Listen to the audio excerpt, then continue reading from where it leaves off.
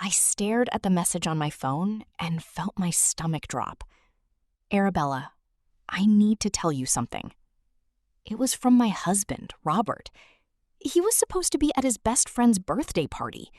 Instead, he was sending me strange messages after midnight. I called him. He did not answer. I called again. Nothing. For the first time in 10 years of marriage, I felt afraid. Not because I thought he was in danger, because I felt something was wrong.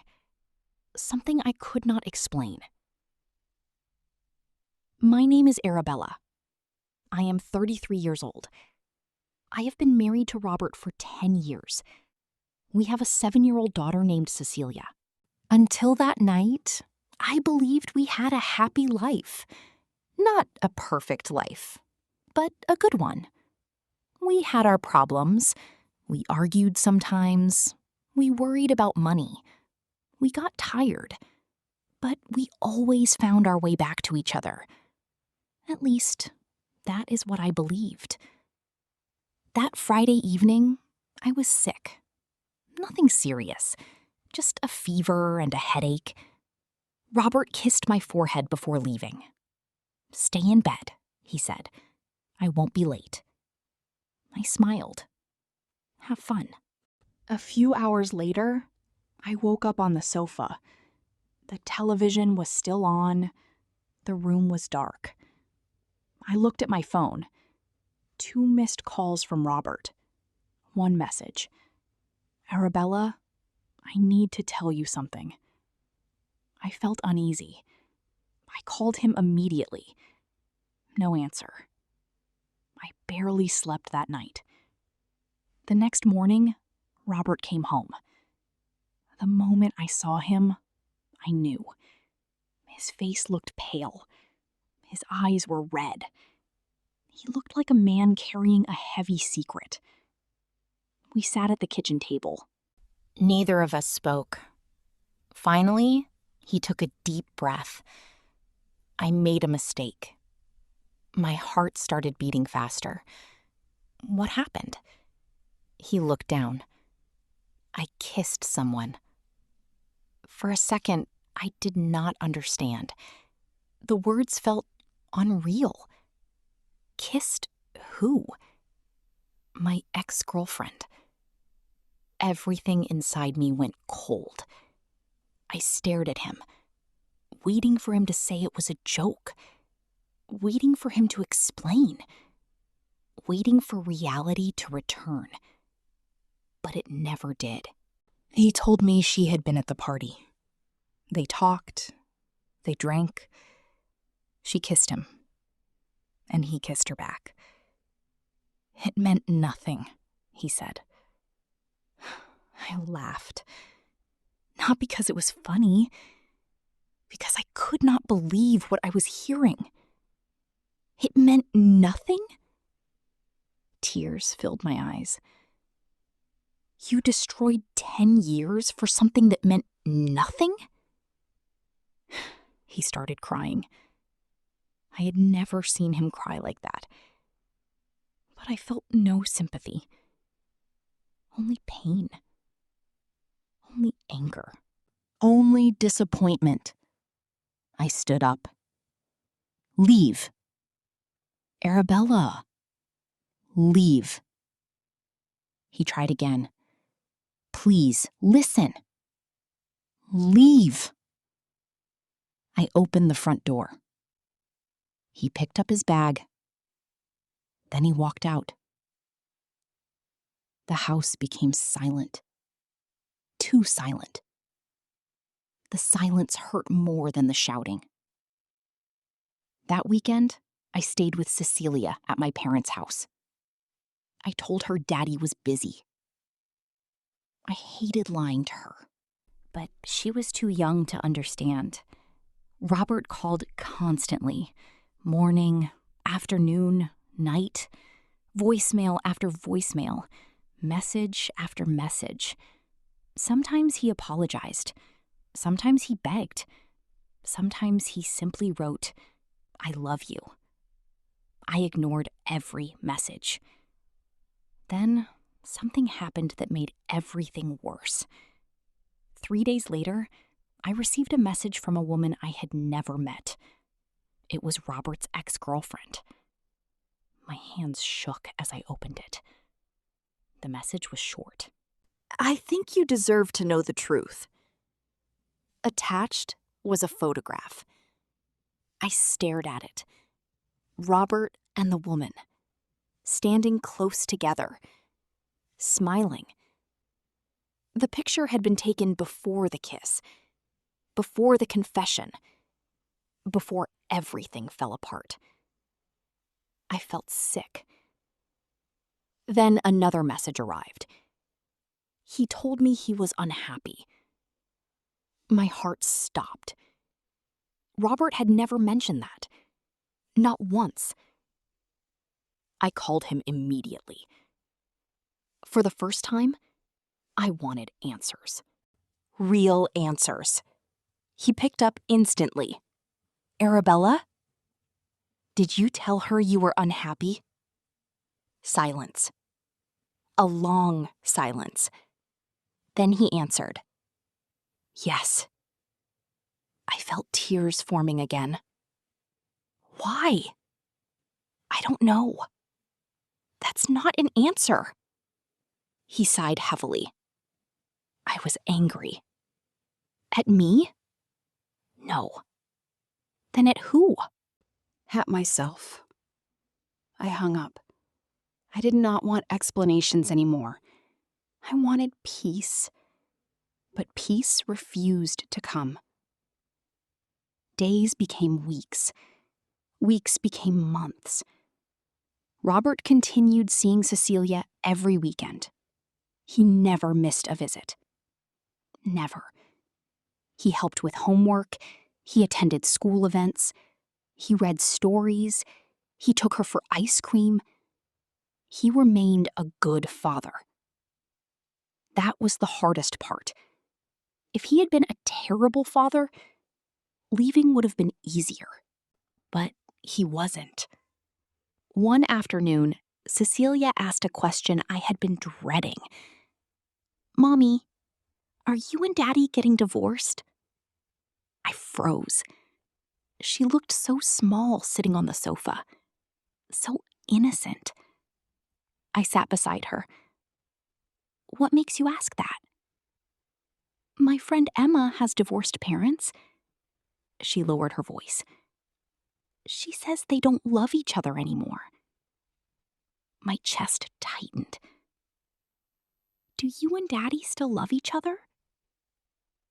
I could not answer immediately, because the truth was complicated. Love was still there. Trust was not. And without trust, I did not know what was left. Months passed. Then, another surprise arrived. One evening, Robert knocked on the door. He looked nervous. More nervous than I had ever seen him. I need to tell you something. Those words again. The same words that had changed my life. I almost closed the door. But something stopped me. What is it? He swallowed hard. I've been going to counseling. I blinked. What? For 6 months. I stared at him. He continued. I wanted to understand why I did what I did. I said nothing. I wasn't drinking because I was happy. His voice shook. I was drinking because I hated myself. That was not what I expected to hear. Not even close. For the next 20 minutes, he talked. Not about excuses.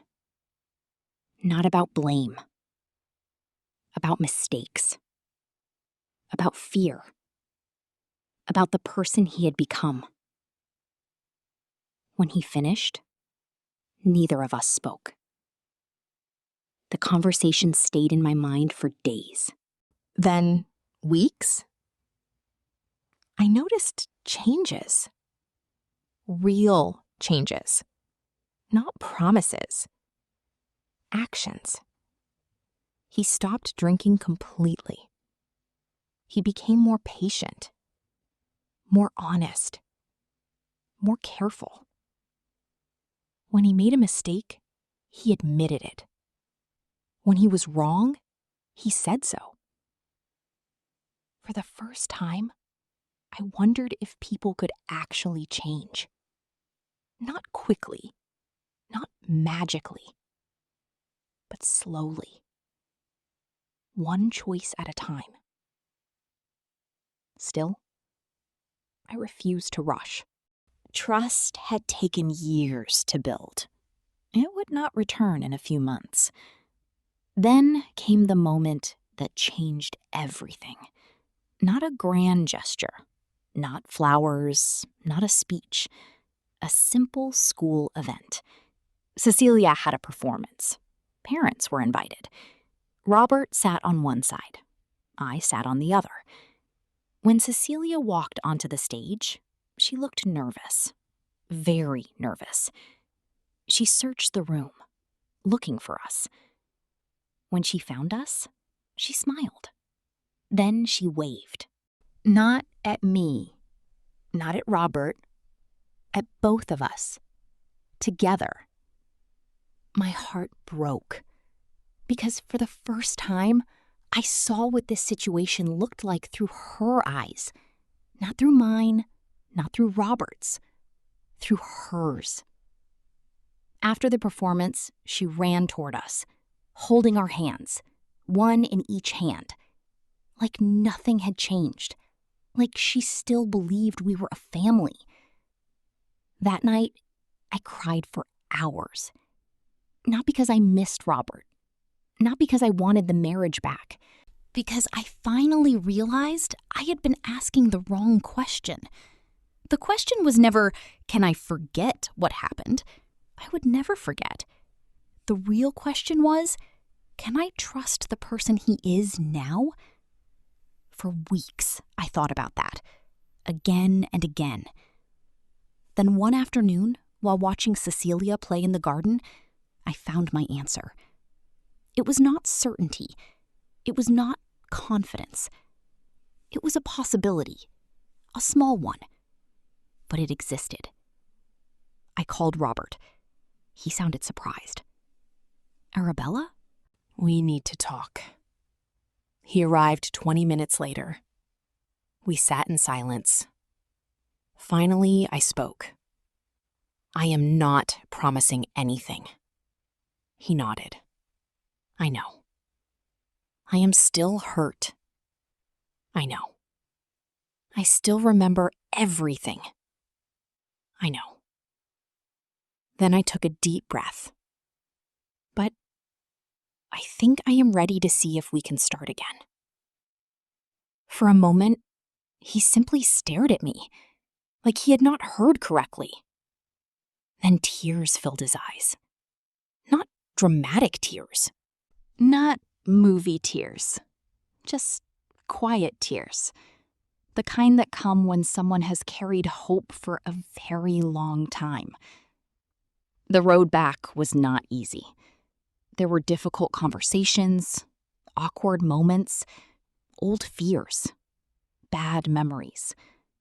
But we faced them together. Slowly, carefully, one step at a time. A year later, Robert moved back home.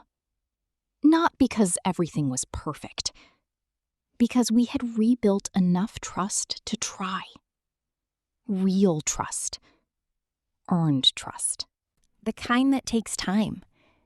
Today, Cecilia is older.